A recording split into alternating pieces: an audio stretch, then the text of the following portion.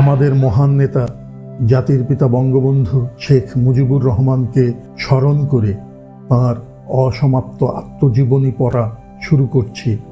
যারা তাকে ভালোবাসেন, যারা তার সমালোচনা করেন, অপছন্দ করেন, সকলেরই উচিত এই বইটি পড়া, তাকে জানার জন্য ও বোঝার জন্য। তার সমাজ ভাবনা, রাজনীতি ভাবনা ও বিশ্বভাবনার যৎসামান্য পরিচয় পাব এই বইয়ে। আশা করি সবাই সঙ্গে থাকবেন। মুসলিম ছাত্রলীগ দুই দলে ভাগ হয়ে গেল। এক দল পরিচিত হতো শহীদ সাহেব ও হাশিম সাহেবের দল বলে, আরেক দল পরিচিত হতো খাজা নাজিমুদ্দিন সাহেব ও মৌলানা আকরাম খাঁ সাহেবের দল বলে।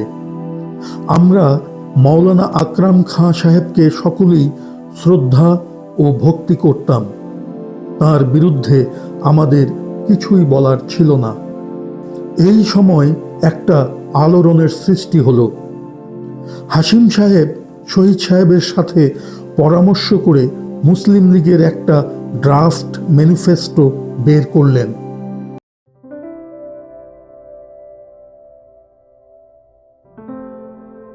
মুসলিম লীগ রাজনৈতিক প্রতিষ্ঠান এবং এর রাজনৈতিক দাবিও থাকবে। ভবিষ্যতে পাকিস্তান পেলে অর্থনৈতিক কাঠামো কি হবে তাও থাকতে হবে। জমিদারি প্রথা বিলোপ সহ আরও অনেক কিছু এতে ছিল। ভীষণ হইচই পড়ে গেল। আমরা যুবক, ছাত্র ও প্রগতিবাদীরা এটা নিয়ে ভীষণভাবে প্রোপাগান্ডা শুরু করলাম। পাকিস্তান আমাদের আদায় করতে হবে এবং পাকিস্তান কায়েম হওয়ার পরে অর্থনৈতিক ও রাজনৈতিক কাঠামো কি হবে তার একটা সুস্পষ্ট রূপরেখা থাকা দরকার। হাশিম সাহেব আমাদের নিয়ে ঘন্টার পর ঘন্টা ক্লাস করতেন। ঢাকায় এসে কয়েকদিন থাকতেন এবং কর্মীদের নিয়ে আলোচনা সভা করতেন। কলকাতা লীগ অফিসে তিনি থাকতেন, ঢাকার লীগ অফিসেও তিনি থাকতেন। কর্মীদের সাথে তিনি ব্যক্তিগতভাবে যোগাযোগ রাখতেন। আমি তাঁর সাথে কয়েক জায়গায় সভা করতে গিয়েছি।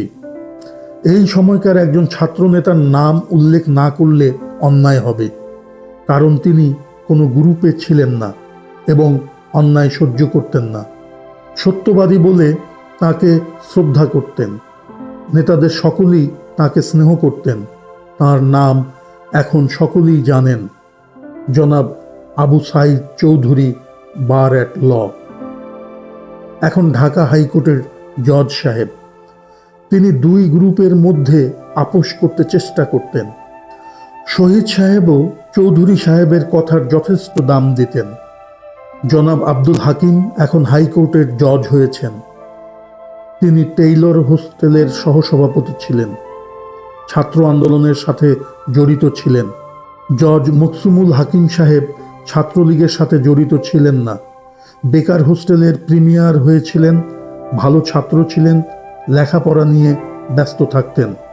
এই সময় শহীদ নজির আহমেদ নিহত হবার পরে ঢাকার ছাত্রদের নেতৃত্ব দিতেন জনাব শামসুল হক সাহেব, শামসুদ্দিন সাহেব, নোয়াখালীর আজিজ আহমেদ ও খন্দকার মোশতাক আহমেদ এবং আরও অনেকে।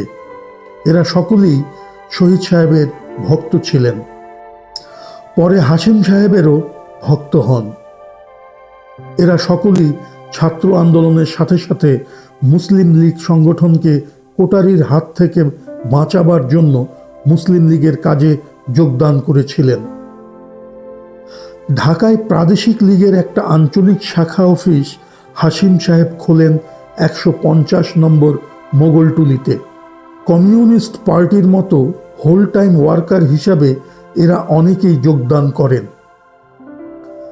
শামসুল হক সাহেব এই অফিসের ভার নেন। আমরাও কলকাতা অফিসের হোল টাইম ওয়ার্কার হয়ে যাই। যদিও হোস্টেলে আমার রুম থাকতো, তবু আমরা প্রায়ই লীগ অফিসে কাটাতাম। রাতে একটু লেখাপড়া করতাম, সময় সময় কলেজে পার্সেন্টেজ রাখতাম। পাকিস্তান না আনতে পারলে লেখাপড়া শিখে কি করব? আমাদের অনেকের মধ্যে এই মনোভাব সৃষ্টি হয়েছিল। কলকাতার আহমেদ আলী পার্কে মুসলিম লীগ কাউন্সিল সভা হবে। তখন দুই পক্ষের মোকাবেলা হবে। আমরা হাসিম সাহেবকে জেনারেল সেক্রেটারি করব এবং ম্যানিফেস্টো পাশ করাবো। অন্য দল হাসিম সাহেবকে সেক্রেটারি হতে দেবে না। নেতাদের মধ্যে অনেকেই শহীদ সাহেবের সমর্থক ছিলেন।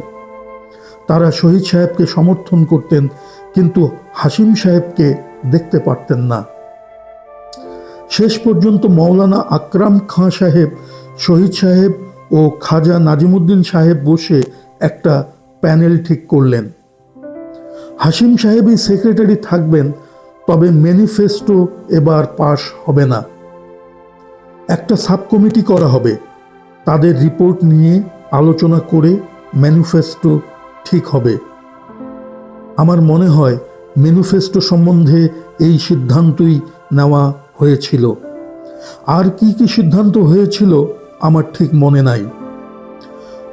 যা হোক, শহীদ সাহেব বললেন, এখন গোলমাল করার সময় নয়। পাকিস্তানের জন্য সংগ্রাম করতে হবে। নিজেদের মধ্যে গোলমাল হলে পাকিস্তান দাবির সংগ্রাম পিছিয়ে যাবে। আজ এ পর্যন্ত।